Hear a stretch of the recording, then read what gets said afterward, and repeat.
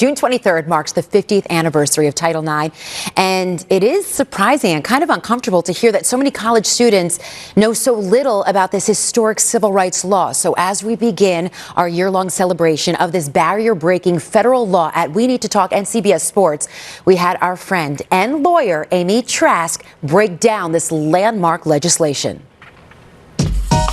When you see little girls on the playground, when you see girls and women participating in sports, competing in sports, pursuing dreams and goals in sports, know that they do so with protections afforded by Title IX. Protections which didn't exist until 1972, which was when Title IX of the Education Amendment was enacted by Congress and signed into law by President Nixon.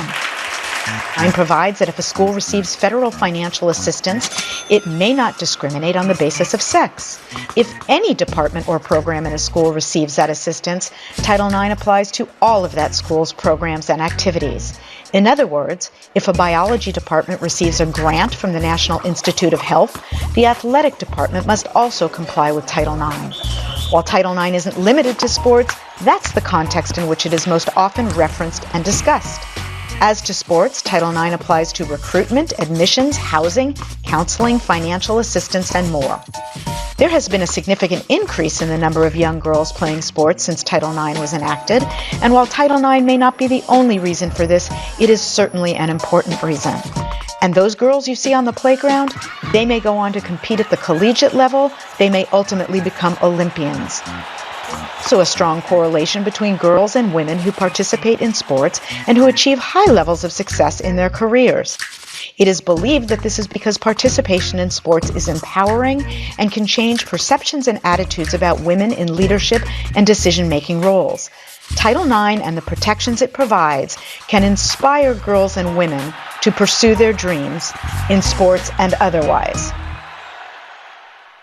Well done, Amy Trask. I thought that was so just the way it explains Title IX. And look, when we were young, we're the babies of Title IX. I don't think when I was young and my athletic playing career ended quickly after high school, but when I was a track and field athlete, I used to switch with the boys in the shot put circle. They would go, I would go. So I never felt there was a separation. But looking back now, and Amy mentioned this, and how high school athletes, even if you don't go on to continue your athletic career, in your career further on, I look back. So when I was in college and I was the manager of the women's soccer team, and I was the PA announcer of the field hockey team and the women's lacrosse team, that was really the basis of my career and why I'm sitting here today. And it was because of Title IX that the University of Maryland had those full teams, several of them going on to national championships. So now I could send it to you guys. We have great college athletes and an Olympic champion, which Amy mentioned as well, and the impact Title IX's had on your lives. Well, first of all, it's very embarrassing that these people don't know what Title IX is. I mean, I'm cringing as I was watching that.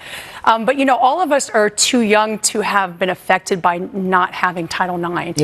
Yeah, before. And, when I was in high school and I was thinking about what college do I want to swim in, they didn't even have women swimming or competing in any sports in the NCAAs.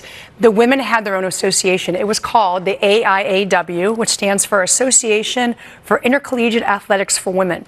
And a couple of days ago, I was talking to one of our directors, Suzanne Smith, about this, and she had sent me a picture of a postcard from a women's march she went to back in March of 2017, and it said, "We have been training our whole lives for this moment. Game on. Sincerely, the daughters of Title IX." Yeah. We all are the daughters of Title IX. I look at my daughter, and she plays lacrosse, and a lot of her teammates have won Division I scholarships because of Title IX. That didn't happen back when I was in high school. So a lot of things have changed, and I really want to thank the people like the Donna De Veronas, the Billie Jean Kings, who really fought for us to have equality in sports.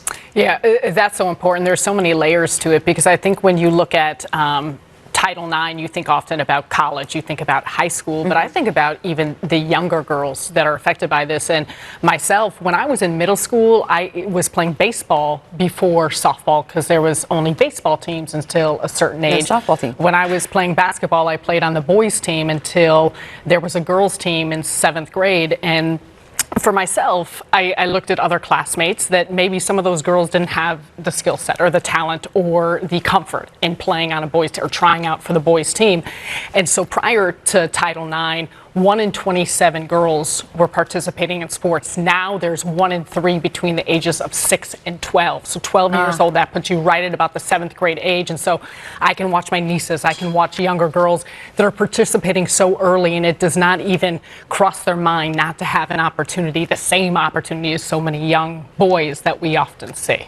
And I think also in that 1 in 27 number, obviously not everybody's going to go on to be an Olympian or a professional athlete, but that those qualities, those characteristics that you build through playing sports, they're invaluable later on in life, Tina, as you mentioned, just even professionally, that confidence, that perseverance, that diligence. And when I was speaking with my mom recently about this, it's not that far removed. Like, as you mentioned, being a generation removed, they didn't even have the same opportunities in gym class. They would have what was it, square dancing instead of organized sports and gym class. And I take that for granted all my life. In PE, we did a variety of sports. That's how I got involved in sports at 5 years old and onward.